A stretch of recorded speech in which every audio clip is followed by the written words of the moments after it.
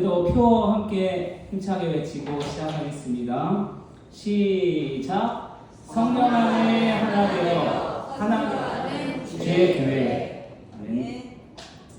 다 함께 하나님의 말씀 요한복음 5장 1절로 9절 말씀 보시겠습니다. 요한복음 5장 1절로 9절 말씀입니다.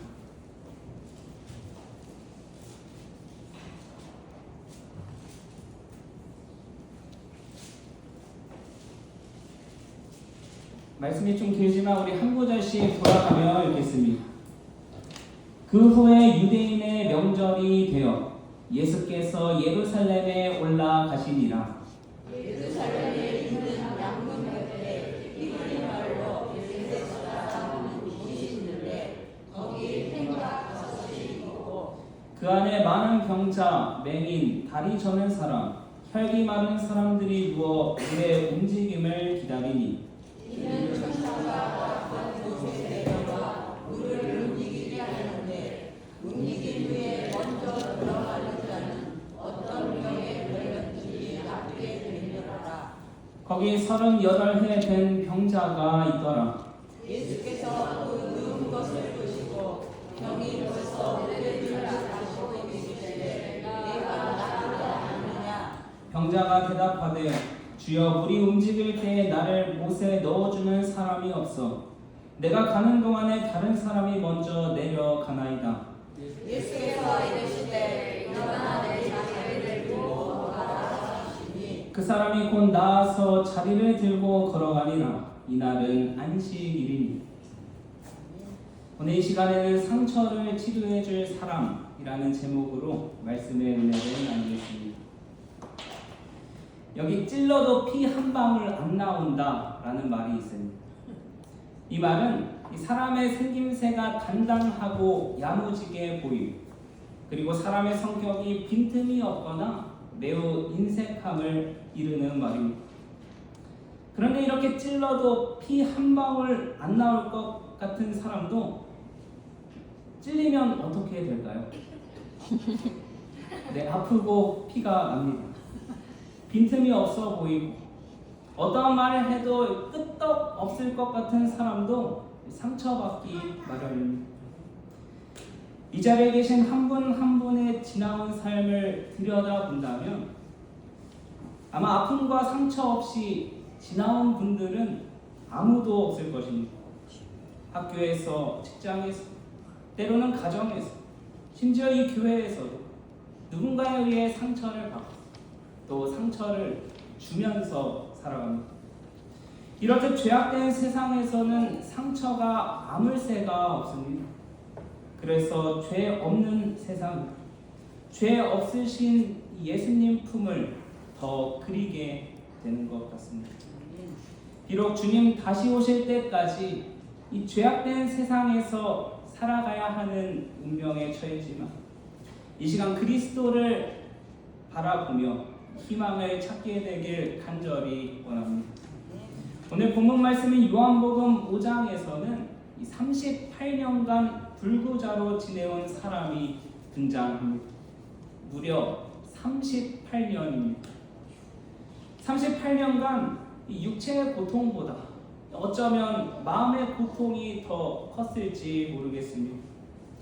시대의 소망에서는 그의 상황을 다음과 같이 설명합니다. 그 환자는 홀로 쓸쓸하게 자기는 하나님의 자비에서 끊겼다고 생각하면서 오랜 불행의 세월을 보내왔다. 38년 된 병자는 홀로 쓸쓸하게 세월을 보내왔습니다. 심지어 하나님으로부터 버림받았다고 생각했습니다. 그래서 그의 마지막 희망이라고 생각했던 것이 바로 이 베데스다 연못이었습니다. 은혜의 집이라 불리는 이 베데스다가 자신에게 은혜를 베풀어 주리라 생각했던 것입니다. 드디어 38년의 고통 속에서 해방될 수 있는 절호의 기회가 찾아왔습니다. 그러나 이 역시 그에게는 쉬운 일이 아니었던 것입니다. 한 가지 조건을 따라야 했는데 그것이 무엇이었습니까? 이는 천사가 가끔 못에 내려와 물을 움직이게 하는데 움직인 후에 먼저 들어가는 자는 어떤 병에 걸렸든지 낫게 되리라. 다른 사람들보다 먼저 들어가야 낫는다는 것이었습니다. 그러나 그는 스스로 못에 들어갈 힘이 없었습니다. 너무나 비참한 상황이죠.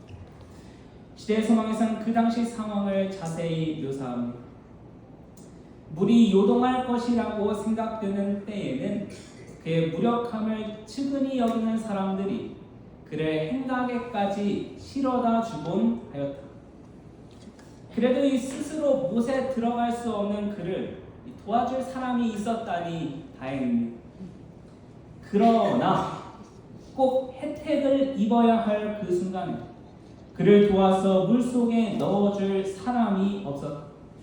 그는 물결이 일어나는 것을 보았지만 물가에서 더 안으로 결코 들어갈 수 없었다. 그보다 힘센 다른 사람들이 앞서 뛰어 들어가곤 하였다. 그는 이기적이며 광분하는 무리와 제대로 경쟁할 수 없었다. 그 한 가지 목적을 위한 그의 집요한 노력, 근심과 계속적인 실망은 그의 남은 기력을 신속히 빼앗아 가고 있었다. 그에게 은혜를 베풀어 주리라 생각했던 그 베데스다마저 약육 강식의 모습을 보여줍니다. 병자들 중에서도 강한 자들이 앞서 뛰어 들어가 약자들은 또다시 아픔을 겪어야 했습니다.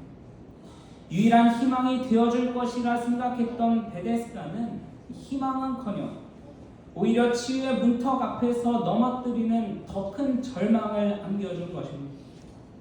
38년의 고통을 끝내리라는 부푼 희망을 갖고 있었지만 자신의 힘으로는 연못 근처에도 갈 수 없는 연약한 존재였습니다. 그래서 누군가의 도움이 간절히 필요했습니다. 그러나 그의 말에서 볼 수 있듯이 그를 도와줄 사람이 없었습니다.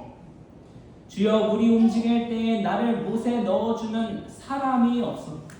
내가 가는 동안에 다른 사람이 먼저 내려가나이다. 38년 된 병자의 이 말을 주목해 보시기 바랍니다. 사람이 없어.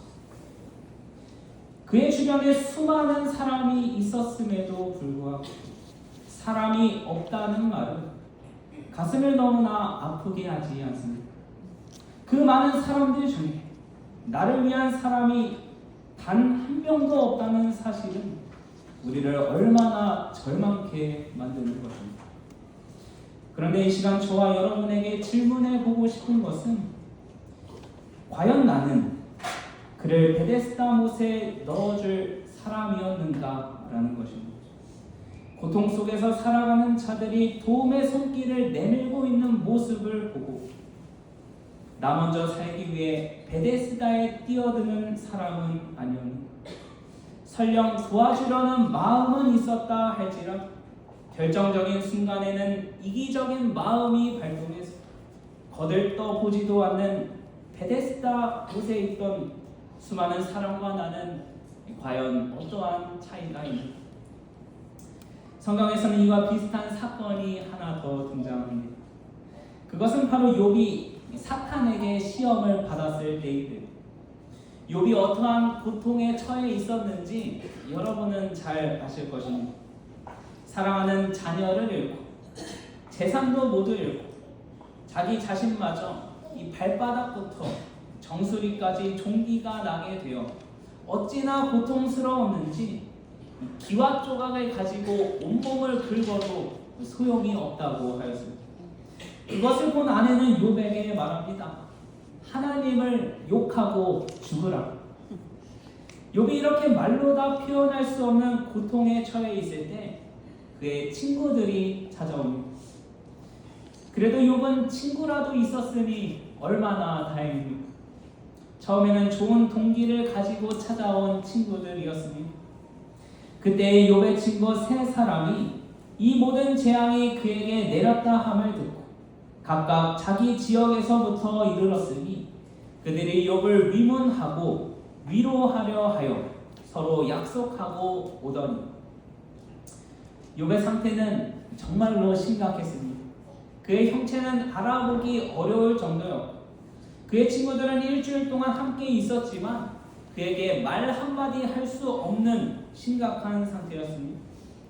그러한 상황에서 이 욥의 친구들이 끝까지 침묵을 지켰으면 좋았겠지만 욥이 친구들에게 이 자신이 처한 상황에 대해 한탄하자 친구들은 욥을 위로하기는커녕 오히려 비난하기 시작합니다.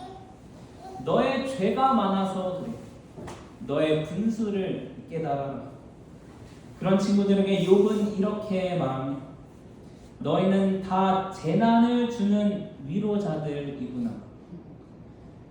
이러한 욥의 친구들의 모습이 우리가 자주 범하는 잘못 중 하나가 아닐까 생각합니다.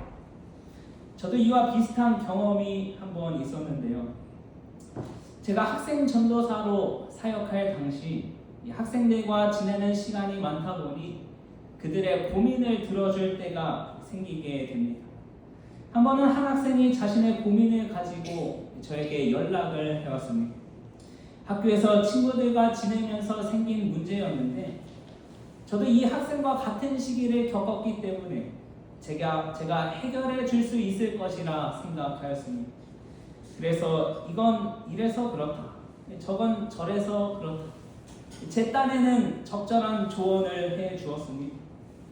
그랬더니 돌아오는 그 학생의 말은 그래서 지금 제 탓이라는 건가요?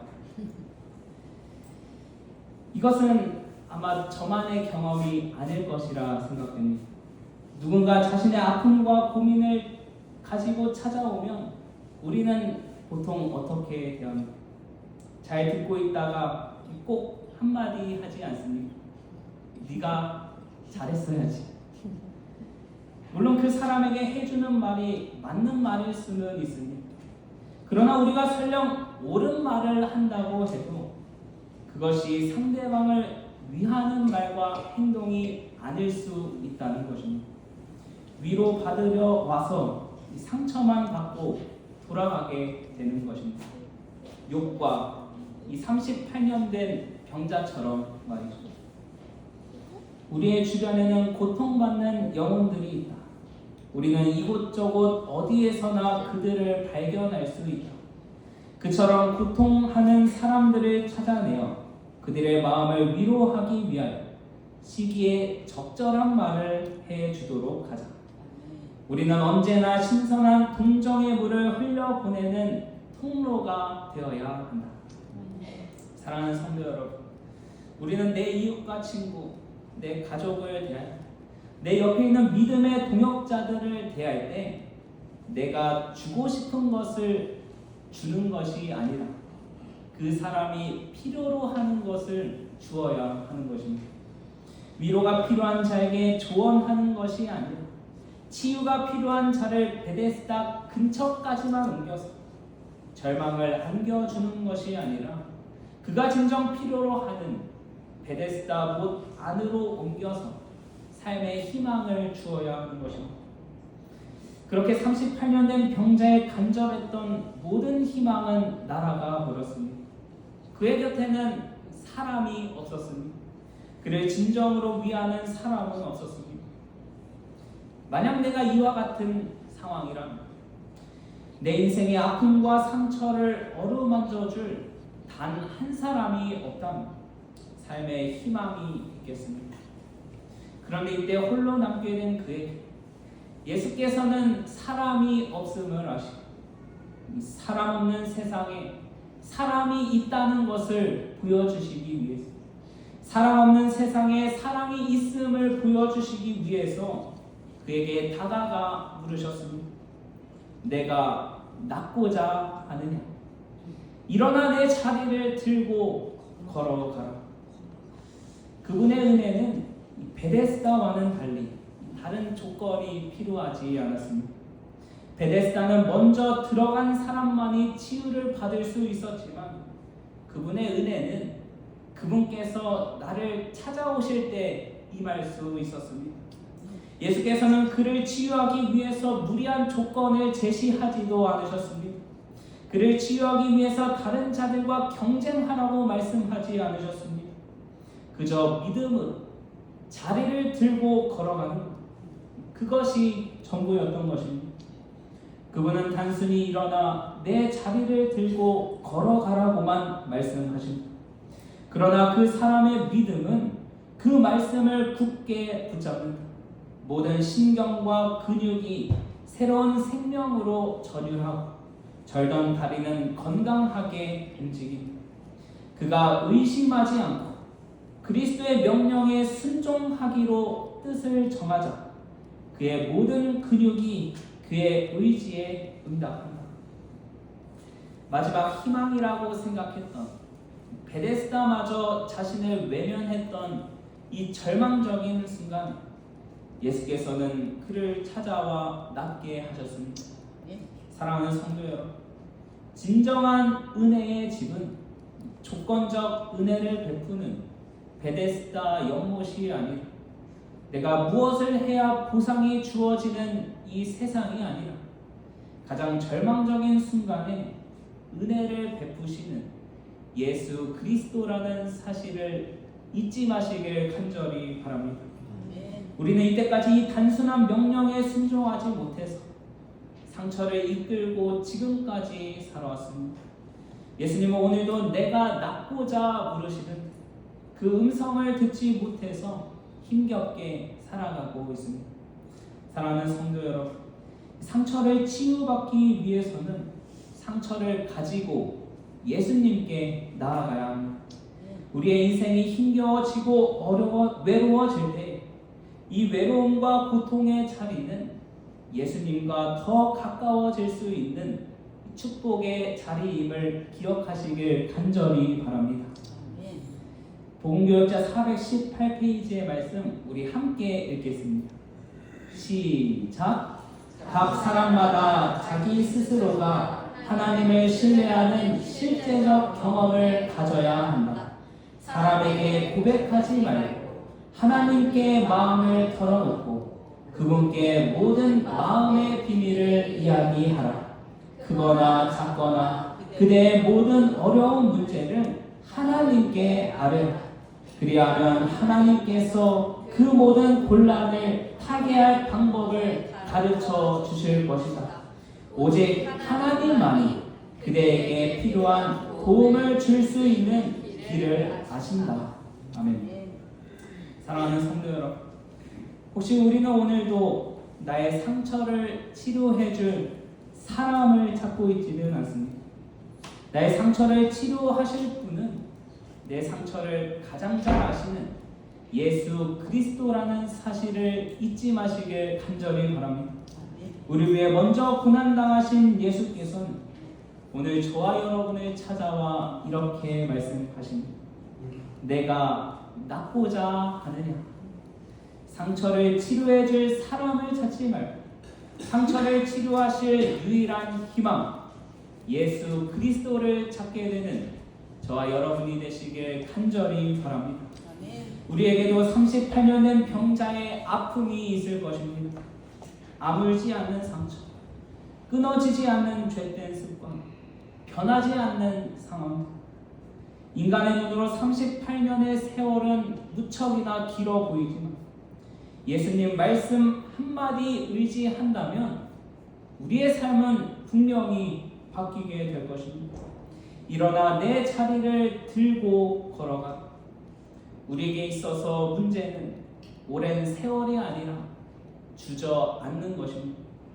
오늘 주님 말씀 앞에서 일어나겠다는 결단이 우리 모두에게 필요합니다. 일어나 내 자리를 들고 걸어가. 오늘 이 말씀이 우리 가정과 교회 그리고 내 마음 깊이 선포되기를 간절히 원합니다. 그리하여 내 모든 슬픔과 고통을 주님께 맡기고 그분의 치유의 능력을 경험하여서 이제는 내 옆사람의 상처까지 어루만져 줄 수 있는 믿음의 가족들이 되길 간절히 바라면서 말씀을 마치겠습니다.